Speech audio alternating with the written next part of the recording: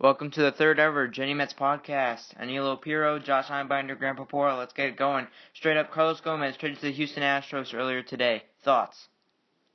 First thoughts is the things that are rushing through my mind as soon as I hear this is, are the Mets cheap or were they just really concerned about his hip? Good for Gomez getting out of Milwaukee. I don't blame him for wanting to get out of there. But if anything, it's just taunting the Mets fan base. And, it's just a signal right now, if the rumors are true, that if the Mets didn't want to spend the money on Gomez, that it just shows that the Mets are really in trouble if they want to try to make a big move. Other than that, though, I think it's going to be a solid move for Houston. But, the Mets fans are disappointed right away, and, it's just sad to see this happen. And it seems just like Sandy Alderson right now is just trying to cover for the Will Ponce if it's true about financial need.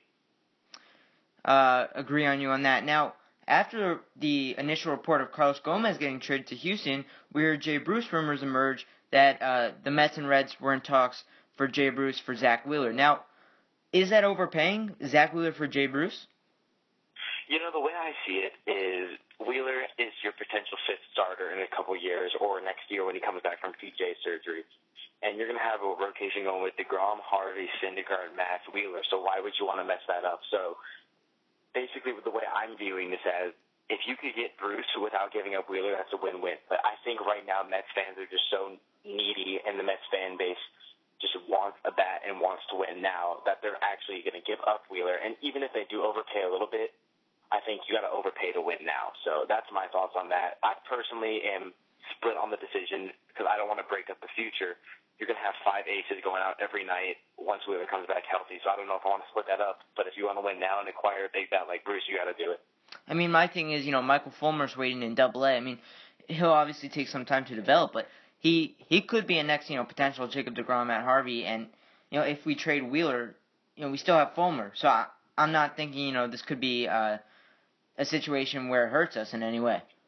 Well, contradicting to that point, why don't you go try to trade Fulmer then? Give up the unproven prospect to try to gather Jay Bruce and keep Wheeler. Yes, Wheeler will be out until at least mid-2016 and then won't be put on an innings cap. But if you could push Fulmer or Yona or any of your younger prospects and keep the player that's already been proven in the MLB, that's the way to go for me. Yeah, and let's take a look. Jay Bruce had an all-star year in 2013. He hit 30 homers. He had over 600 at-bats, and he had 164 hits in that season. Obviously, 2014, he tailed off a bit, played in 137 games, only accumulated 107 hits, and only hit 18 homers while batting .217. This year, he's picked it up a little bit. Right now, he's at 17 homers, so one shy from last year's total. He's played 96 games, 89 hits, and is batting .257. So, first of all, he's doing a little bit better than Carlos Gomez as of right now. On Geny Mets earlier, we posted a tweet comparing the two statistics. Obviously, Jay Bruce has more homers. The batting average is a little lower. But stolen bases-wise, 7 versus 8 is not horrible. So it's not really too much of a drop-off if they get Bruce versus Gomez. Yeah, I agree completely. And it's also Bruce and Gomez are just two completely different players. Gomez, I feel, is more diverse in the outfield and will bring more opportunities to you both offensively and defensively. And Gomez is just having a bad year, let's face it. He's usually stealing bases. He's batting leadoff. He's usually a more productive player than what he's doing this year. And another stat that I saw on Twitter today is the stat of Bruce versus left-handed pitching compared to Gomez versus left-handed pitching. And Gomez actually is hitting a .205 against left-handed pitching, which is very bad. And Bruce is hitting somewhere mid-250s. So that's another big improvement. And, I've heard a lot of stuff on Twitter about how the people would compare Curtis Granderson to Jay Bruce. And I see similarities, but I also see differences. Bruce is a more power-oriented bat, and I think when you insert Bruce into that lineup, it provides protection for Lucas Duda, which will help his numbers go up. It will provide protection for a young Michael Conforto to help his numbers go up. So I think acquiring Jay Bruce is without a doubt a good idea. It's just what you're going to give up. I am very high on Jay Bruce. I'm just not sure if you want to give up the future of Wheeler to get him. I would trade Wheeler in a Cespedes deal if Cespedes had more than 1 year remaining. But obviously, if Cespedes is just a 2-month rental, and I don't feel comfortable giving up Wheeler in part of the farm system because either Nemo or Geny has to be involved in a Cespedes deal. I don't feel comfortable giving those guys up. So Jay Bruce definitely having that 2016 extra contract year gives us a little bit of leverage, and it gives us time for Nemo to develop a little bit more. Obviously, the arm, the defense is terrific, much better than Granderson's. So, I mean, I think this kid has some upside. Yeah, definitely. Definitely, and then to go along with that, another big thing, again, about acquiring Bruce is you're going to give up Wheeler, and you're going to get not just 2 months of Bruce, you're going to get the rest of this year, the following year, and then I believe he has a club option for the year after. So you're going to be getting a guy for 2, maybe 3 years. So that's going to be good for the Mets as far as that. But then again, it's going to all come down to the dollars because Jay Bruce will be making more than Carlos Gomez. So if the Mets organization wants to put the rumor that they're cheap and they're not going to spend money to rest, going out and Bruce would definitely accomplish that. And I think, yeah, you're right. It would definitely quiet the fans a little bit. I mean, the issue I've been seeing on Twitter all night is, fans were not happy with what we were giving up for Carlos Gomez. Then they were excited we were getting Gomez. Now they're not happy with the Jay Bruce trade. But if he's going to help our lineup, he's going to help our lineup, no question. One swing of the bat from him can change the whole game. Yeah, I have to go along with that as well. And then with Travis d'Arnaud coming back tomorrow against the Nationals, that's another bat you're going to add back in the lineup. d'Arnaud will play more than Plawecki, and d'Arnaud is a far better player offensively thus far in his career than Plawecki. And I think when you add Plawecki back and the possibility of getting David Wright back this year at some point will also help bolster the lineup. And then you still have Jay Bruce in that mix, and that's a pretty solid lineup compared to what they had earlier on in the year. So, I know a lot of Mets fans are just sick and tired of waiting, so they're going to want to go get Bruce, so they're not going to want to give up their big prospects, but you've got to give up to receive and produce. So it's going to be interesting, but if the Mets get Bruce, I'm not going to be shocked. But the big problem I have is if they go into the trade deadline and do not get anyone, that is when I will be very upset. Yeah, if we don't make a move, I mean, I'm not expecting the playoffs at this point if we don't make a move. When you scored 7 runs, that should be a win, and that's where we're going to move on to our next topic. Jeurys Familia has blown 4 saves, I believe, since coming into the second half of the season. Unacceptable. And could Tyler Clippard be named the closer if Familia blows a couple more saves? I'm putting Clippard in that role right now. And, the only reason I say that I'm putting him in there right now is because he's a proven pitcher. He knows how to get it done. I'm putting him in there right now. Familia, he's been good for the most part this year, but he's been very inconsistent. And, the Mets are right in the middle of a pennant race right now, and they're going to definitely want to get the game closed out the right way. So Clippard, for me, is the right way to go. Familia's done good. Put him down there in that 7th or 8th man spot, and then he'll get the job done there. I mean, I just feel like, Tyler Clippard pitched for the Nationals in the past few years, who have been in the postseason. He has the postseason experience. I feel like he could benefit more in that role than Familia, who obviously, like you said, has been a little inconsistent, especially in the second half so far.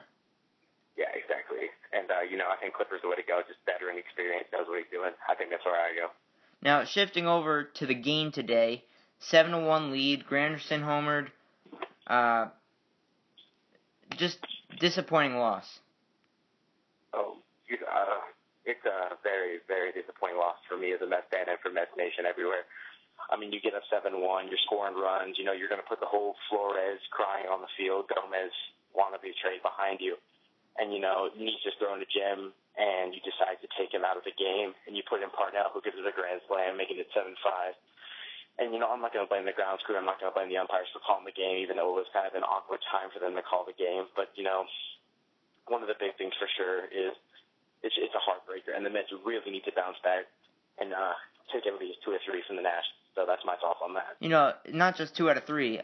A sweep would really do us well in the standings and would bring us up not just in the NL East, but the wild card. How imperative is this series to win this weekend, especially because we're not facing the Nationals' prime pitchers like Scherzer? It's very important. I'm pretty sure you're going to get Gio Gonzalez, Zimmerman, and one other guy. I don't remember the third. And, you're going in there against, you're going to have Matt Harvey, DeGrom, and Syndergaard, all 3 of them going. That's just 3-headed monster right there. You got to win. You got to take, I know you want the sweep, but it's going to be hard to sweep the Nationals, no lie. If you could get the sweep, great, but you have to win the series and crawl back into this. You've already just destroyed yourself with all these trade rumors and Flores crying, and it's been a horrible 24 hours, the worst 24 hours the Mets could ever have imagined in the middle of a pennant race right now. You've got to go in there, take 2 or 3, or take the sweep. So that's my thoughts. You got to get in there, get the win. Now, this may cause a debate. A lot of Mets fans on Twitter were saying that it wasn't right Flores cried. To me, it showed his dedication to the organization and his love for the game. Do you think it was not right that Flores cried?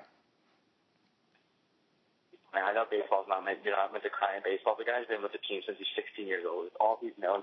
Give him a break.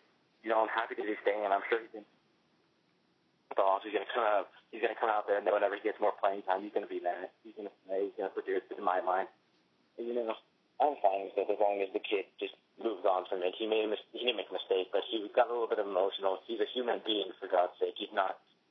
He's a real person, is what I'm saying. People have emotions, and I think it's fine for him to show it, considering he's been with the organization since he was 16. And we're going to move on to a couple other trade headlines. Brandon Moss traded the Cardinals, extra backup with Matt Holliday, presumably going on the DL because of his injury in his legs. The rich keep getting richer, pretty much. Cardinals, best team in the MLB. Do you see them getting 100 wins this year? It's possible. I mean, considering that they have the pitching, even with Wainwright going down, they're still winning games. They got the offense. Matt Holliday just went down today again. So, I don't know right now, but for sure I'm going to give them the best team in the NL by far. Along with the Dodgers up there, they're 1-2. So 100 wins, it might be a stretch, but I think it's very doable. And last but not least, David Price to the Toronto Blue Jays. Now, Alex Anthopoulos, GM of the Blue Jays, kind of doing a little A.J. Preller here. The A.J. Preller is the Padres GM. Is this kind of smart? Does this put more pressure on the Blue Jays? I mean, you're looking at, if they don't make the playoffs, you could look at this as kind of a failed season. You bring in Price, you bring in Tulowitzki. Price is a free agent after this year. Tulo obviously has got a bunch of years on him. Bautista is a free agent after 2016, and Encarnacion is. So the pressure for them to win is now.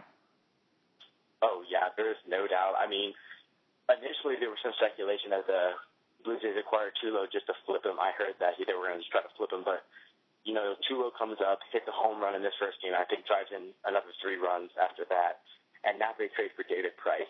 You got your number one starter who's pitched in the AL all of his career. So you've got that proven starter that can pitch in the AL, and you got Troy Tulowitzki, who is an absolute monster no matter where he goes. And you got Tulowitzki, you got Bautista, and you got Encarnacion. That is 3 prime hitters in any lineup. If the Mets had them, if the Mets had those 3 bats, there's no doubt they would be in the conversation for the World Series. So I think it's definitely going to be big for the Blue Jays to go for it all this year. And I think they're showing it by going for it all this year, acquiring Price and Tulowitzki within the same week. So I think it's going to be very interesting. I'm kind of excited to see what the Blue Jays do. There's no doubt they're going to be the hottest team talked about right now, and it's going to be very interesting. Agree with you 100% on that. That'll do it. Geny Mets Podcast 3, trade deadline, 4 p.m. tomorrow.